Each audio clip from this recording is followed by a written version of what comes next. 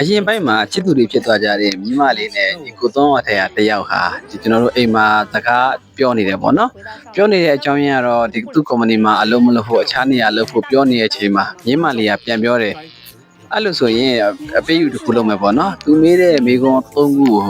ဖြေနိုင်မယ်ဆိုရင်တော့သူဒီကနေပြီးတော့ပြောင်းမယ်ပေါ့နော်မိကွန်း၃ခုကိုမဖြေနိုင်ဘူးဆိုရင်တော့သူပေါ့နော်ဒီမှာပဲဆက်လုပ်မယ်ဆိုပြီးတော့အချင်းချင်းမိကွန်းနေအပြန်အလှန်မေးနေတယ်ညီမလေးကတော့မေကွန်းတစ်ခုပြီးတစ်ခုမေးတယ်ဆိုပေမဲ့တော့ဒီသူတို့သူ့ကောင်လေးကတော့မေကွန်းနှစ်ခုပဲဖြေနိုင်ပြီးတော့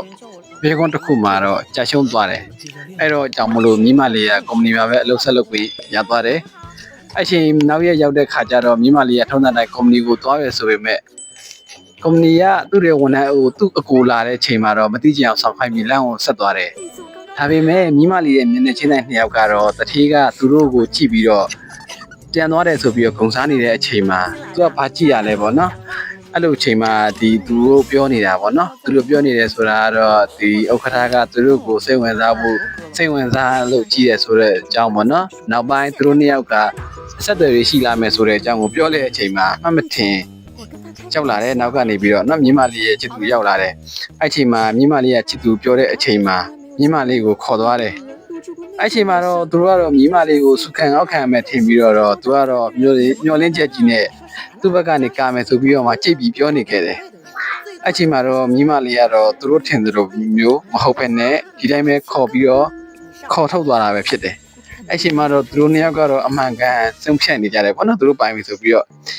နောက်ရက်မနေ့ကျမှတော့ဒီမိမလေးကသူ့ရဲ့ပုံစံစတိုင်နဲ့ဒါလည်းဆိုပေမဲ့လည်းဒီမိမလေးနဲ့မနေ့ကပြဿနာဖြစ်ထားတဲ့ကုမ္ပဏီဝန်ထမ်းကတော့မိမလေးစတိုင်ပဲဘောနော်မိမလေးစတိုင်ကိုတထေးကကြိုက်တယ်လို့ထင်ပြီးတော့မှမိမလေးပုံစံဝတ်စားလာတယ်ဒါပေမဲ့သူကကတ်တီတီနဲ့ပဲသူမြတ်စတိုင်ကိုလည်းခိုးသေးတယ်သူ့လိုဘာလို့ဝတ်တာလဲလို့ပြန်မေးတဲ့ခါမှာမိမလေးကတော့တကောကနေကိုဘာတူရရှိလဲပေါ့နော်ကိုစတိုင်နဲ့ကိုလာတာပဲဆိုပြီးတော့မှသူတို့နှစ်ယောက်က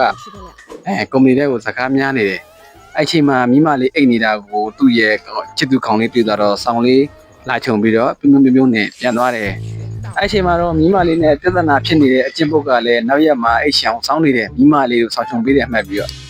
့ဒါပေမဲ့တတိယကတော့သူတို့ security ကိုခေါ်ပြီးတော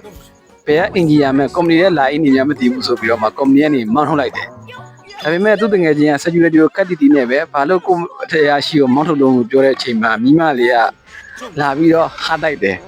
နဲတောင်နဲသေးတယ်ပေါ့နော်အဲ့လိုပုံစံမျိုးနဲ့ဟားတိုက်တဲ့အချိန်မှာမိမလေးရဲ့ချစ်သူကောင်းလေးရောက်လာတယ်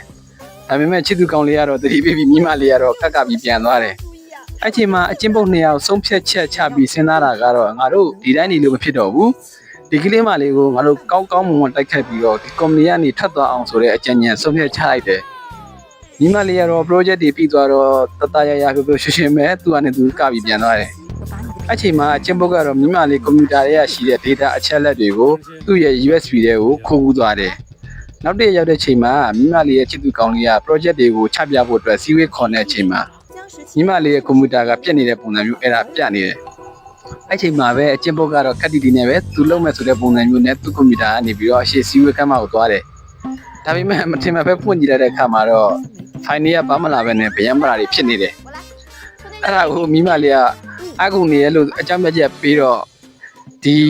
အသွင်ကျိုးနဲ့စမ်းကြည့်ပါဆိုတဲ့ပြောပြီးတော့မိမလေးကတွန်းလှန်လိုက်တယ်အဲ့ချိန်မှာမိမလေးကသူကိုယ်တိုင်လှုပ်ထားတဲ့ project ဖြစ်တဲ့အတွက်ကြောင့်မလို့သူ့မှာဘာကွန်ပျူတာမှမလိုပဲနဲ့သူလက်တန်းကိုပဲဒီအစည်းအဝေးကိုသူကောင်းကောင်းမွန်မွန်ပြောသွားတယ်အဲ့ချိန်မှာတော့သူမိမလေးကတော့ဘောနော်ဒီဟာကသူလှုပ်ထားတဲ့ဆိုတဲ့အကြောင်းသူ security အစင်းစက်ခံထားတာမလို့ဒီ file ဟာဒီအကျင့်ပုတ်ခိုးကူတာအဆင်မပြေတဲ့အကြောင်းဒါပေမဲ့အကျင့်ပုတ်မှကတော့ဘူးခံညင်းနေတယ်ဒါပေမဲ့ချစ်သူကောင်းလေးကလည်းမိမလေးဘက်ကနေကာဝယ်ပြီးတော့မှသူ့ကိုပြောဆိုတယ်ဒါပေမဲ့သူကတော့ကျင်းပုတ်ကတော့ထုံးတဲ့တိုင်း drama တွေခင်းနေဆိုပေမဲ့ကုမ္ပဏီဥက္ကဋ္ဌမိမလေးရဲ့ချစ်သူကတော့နောက်ဆုံးတော့ဒီအကျင့်ပုတ်ကိုနောက်ဒီလိုမလုပ်ဖို့နဲ့အလုပ်ကနေပြီးတော့အပိုင်းလုပ်သွားတယ်အဲ့ဒါကိုသူကအကျင့်ပုတ်အချင်းချင်းကိုပဲသူကအချားကိုအချင်းချင်းကိုပဲကြောက်တွန်းနေလို့သူ့ငယ်ချင်းကစိတ်ဆိုးပြီးတော့ညှက်ဖြစ်ကြတယ်နှစ်ယောက်က